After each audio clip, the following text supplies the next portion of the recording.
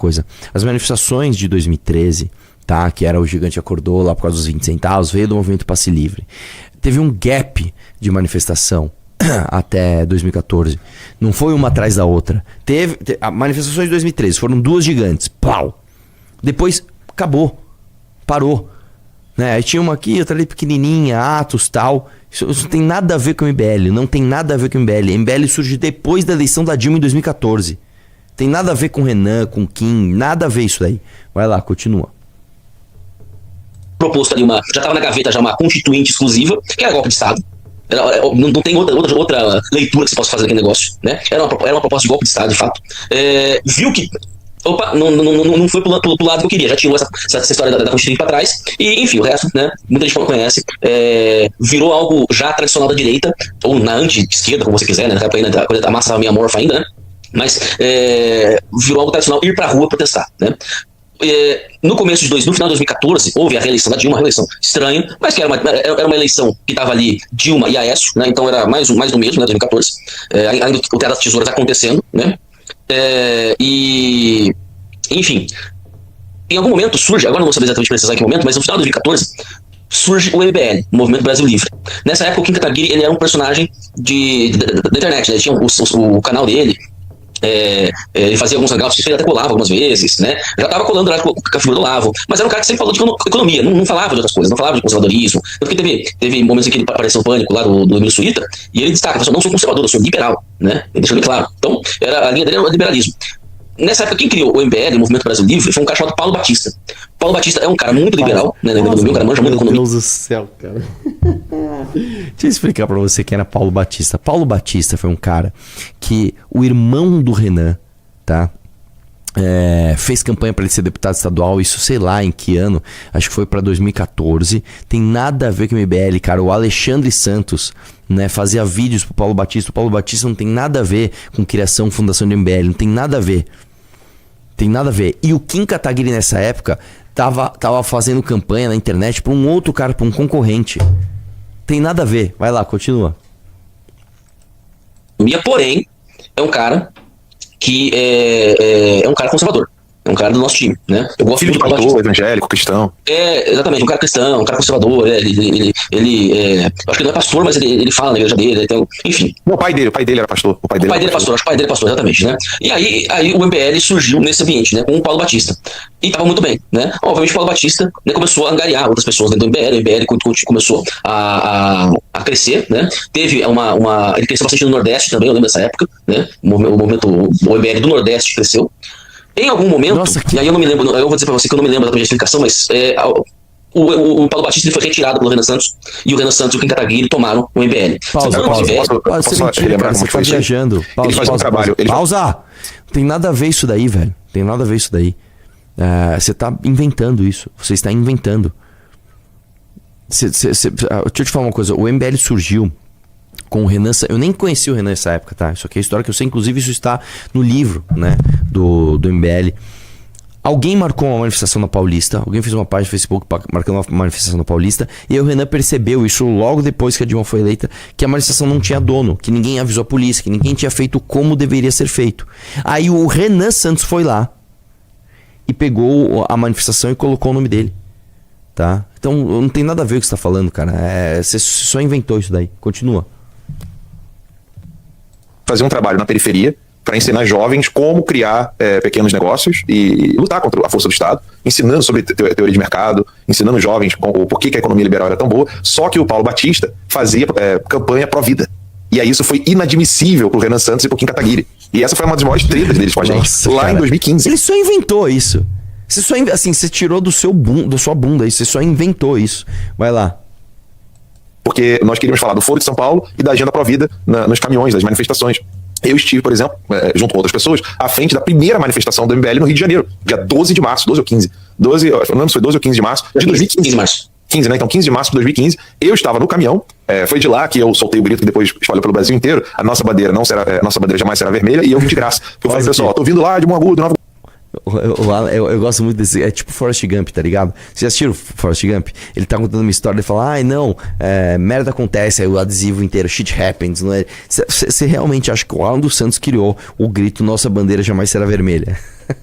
Ele inventou o grito "eu vim de graça". Deixa eu falar, o Alan dos Santos era um bobo, cara. Ainda é, até hoje, né? Mas era um tontinho, olavista, que acreditava em intervenção militar. Ninguém levava o Alan sério, cara.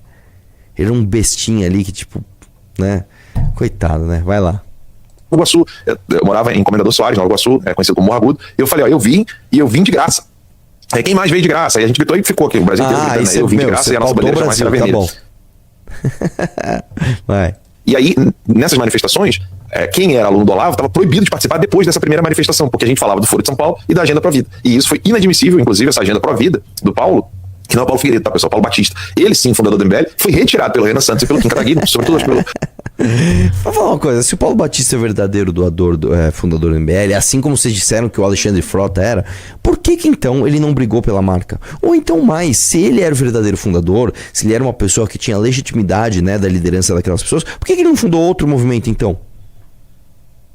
É simplesmente, todo mundo é fundador do MBL, né? Depois que o negócio dá certo, todo mundo é fundador. Deixa eu te falar uma coisa, cara. Se por acaso aquela briga do Alexandre Frota a gente tivesse perdido e o Alexandre Frota pegasse a marca MBL, ninguém do MBL ia continuar no MBL. Todo mundo ia falar, tudo bem, Renan, Kim, Arthur, Alexandre, Pedro, qual que é o nosso novo movimento? Sei lá, vai chamar Movimento Ana Livre. Todo mundo ia fazer parte do Movimento Ana Livre. A liderança ela é espontânea, cara. Você não tem uma contratação, você não tem um contrato de trabalho, você não tem uma... Não tem nada disso, cara. Assim, se só inventam essas coisas, né, cara? Vai lá, continua aí. O Kim ainda era bem menininho. O Renan Santos é quem realmente tomou a frente e roubou o movimento do Paulo. Roubou. Perfeito. E aí, em algum momento, né, o Kim começou a se projetar, né, a história da marca, né, que o texto falou, né, porque ele começou a se promover pessoalmente, e exemplo de promoção pessoal é a tal daquela marcha pela liberdade, né, que você tinha a população engajada nas ruas, já se organizando nas ruas mesmo, né, mudando o eixo, obrigando os políticos a irem até São Paulo e Rio de Janeiro, né. O que eles fazem? Eles desmobilizam essa estrutura toda, desmobilizam a população que estava se engajando fim de semana após fim de semana para manter uma manifestação permanente, e eles começam a marchar e a pé até Brasília. Pausa aqui. Isso aqui eu vou te falar qual que é essa treta, tá? O Olavo de Carvalho falou que não tinha que ter impeachment. O Olavo de Carvalho não tem que ter impeachment. O Olavo Carvalho falou o seguinte: vocês têm que ficar em São Paulo e principalmente no Rio, que é onde a maior parte das Forças Armadas estão, para que você faça com que as Forças Armadas tirem a Dilma do poder na base do fuzil. Essa era a tese desses idiotas. Entendeu? E a MBL falou, não, a gente vai marchar até Brasília porque a gente vai fazer uma operação para virar voto e deputado e tirar a Dilma democraticamente do poder. Aí eu gosto que eles falam o seguinte: não, eles desmobilizaram as pessoas. Deixa eu ver se eu entendi. Então existe uma massa de pessoas ali, de forma orgânica e natural, né, se mobilizando para ir na tese do Olavo de pedir golpe militar. Aí o Renan Santos desmobilizou. Ele fez o quê? Ele chegou para pessoas, estejam desmobilizadas, cada um para sua casa. O Renan me desmobilizou. As pessoas foram embora para casa.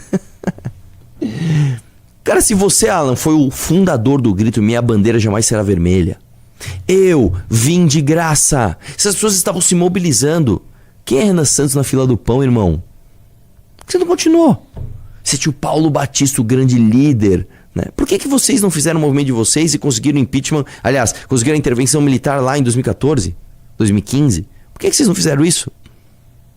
Não, a culpa é do MBL que o Renan desmobilizou. Não, cara, o Renan simplesmente ele marchou para Brasília contra o PSDB, inclusive.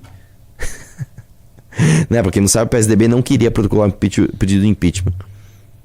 É muito ridículo, né, cara? Vamos lá. Continua, deixa eu ver o restinho. Né? Uma promoção pessoal, pra chegar lá e fazer o quê? Entregar um pedido de impeachment pro Eduardo Cunha, que obviamente sentou em cima. Mas naquele momento, aí você teve revista procurando Kim, colocando a revista internacional, acho que tá. Pausa aqui. Não, cara, você tá completamente confuso, cara. Primeiro que o pedido de impeachment andou, tanto que a Dilma sofreu impeachment. Segundo que a Time foi falar do Kim depois, tem nada a ver.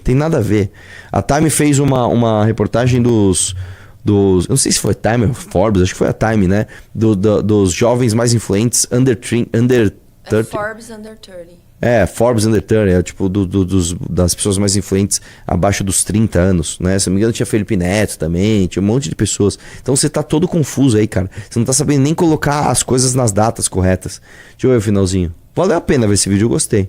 Sobre o Kim Kataguiri, né, o jovem que comanda as multidões do Brasil, né, sabe, um negócio assim, esquizofrênico, né, esquizofrênico, os caras acharem realmente que o povo tá vendo pra rua porque o Kim pediu, sabe, um negócio assim maluco, realmente maluco, né, mas é nesse momento que aí o MBL se consolida, né, e começa a se consolidar como uma disputa com o Jair.